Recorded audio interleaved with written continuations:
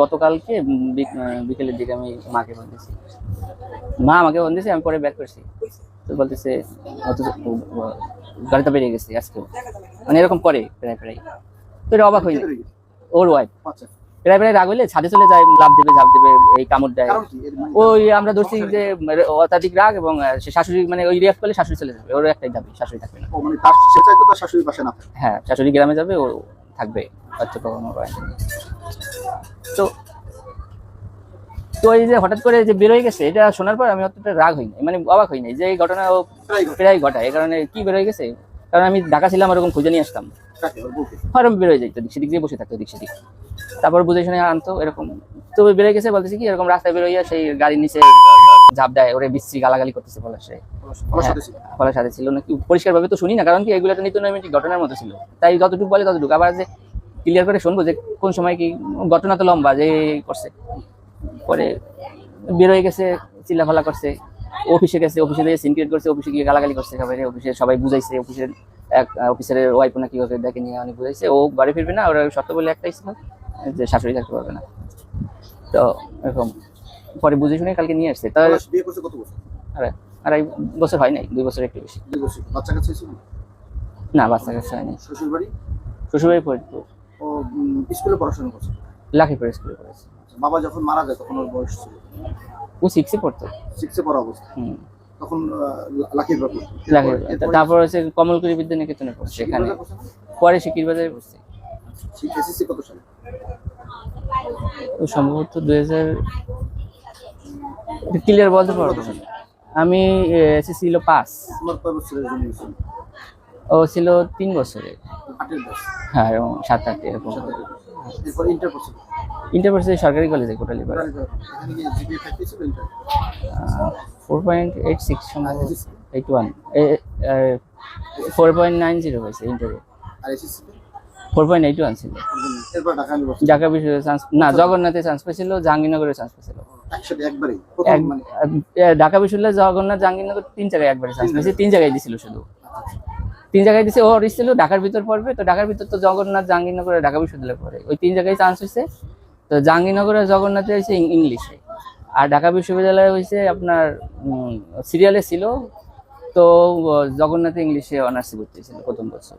তখন ভাবলো কি ঢাকা বিশ্ববিদ্যালয়ে যদি চান্স পাইতো তাহলে আরো ভালো হতো। তো দ্বিতীয় বছর আবার ঢাকা বিশ্ববিদ্যালয় পরীক্ষা দিয়ে ওখানে রাষ্ট্রবিজ্ঞান পাইছে, ওখানে পড়াশোনা শেষ করছে, মাস্টার্স। মানে বিবিএন ওখান থেকে? রাষ্ট্রবিজ্ঞান, তো ও সায়েন্সে ছিল ব্যাকগ্রাউন্ড ইন্টার পর্যন্ত। ওখান থেকে ওই যে ঢাকা বিশ্ববিদ্যালয়ে পড়তে হবে, হ্যাঁ, সাবজেক্ট যা হোক, পরে অনার্স মাস্টার্স রাষ্ট্রবিজ্ঞান থেকে করছে। মাস্টার্স শেষ করার সাথে সাথে চাকরি করছে? মাস্টার্স শেষ করার সাথে সাথে ব্যাংকে টুকটাক চাকরি হয়েছে বলে যায় নাই। এসআই হয়েছিল পরাপর 2বার, এরপর সাব রেজিস্ট্রারের চাকরিতে জয়েন করছে, কিন্তু আরো বেশ কয়েকটা চাকরি হয়েছিল তার ভিতরে। আপনার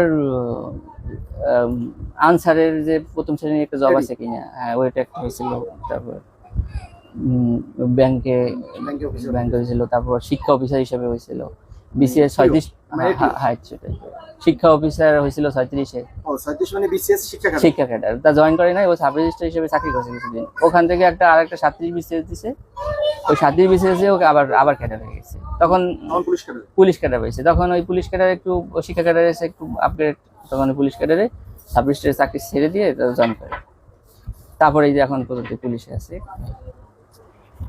বিয়ের পরে কি দাম্পত্য কলহ, এটা কি বিয়ের পরই? বিয়ের পর দাম্পত্য কলহ বলতে কি, সংসারের যে স্বাভাবিক খোটাখুটি আছে না, এক জায়গায় থাকলে টুকটাক ঢাকা থাকে, বড় পরিবারের সাথেও না।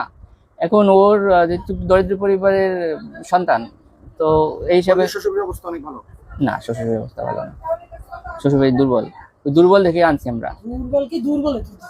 হ্যাঁ, ওর শ্বশুর কি করতেন? ওর শ্বশুর কি করতো আমরা জানি না, এখন কিছু করে না। মামা বাড়ি থেকে ওরা, মানে ভাই বোন আর মা, মানে মামা বাড়ি মানুষ সবাই। ওর ওয়াইফ, ওর ভাই এবং ওর মা মামা বাড়ি থাকতো সবসময়।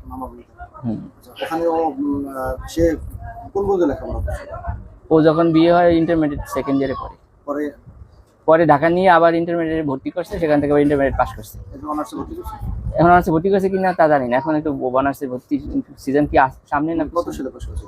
এই যে এই আগে গত যে রেজাল্টটা দিল এবছর। এবছর ইন্টার পাস করছো। হুম।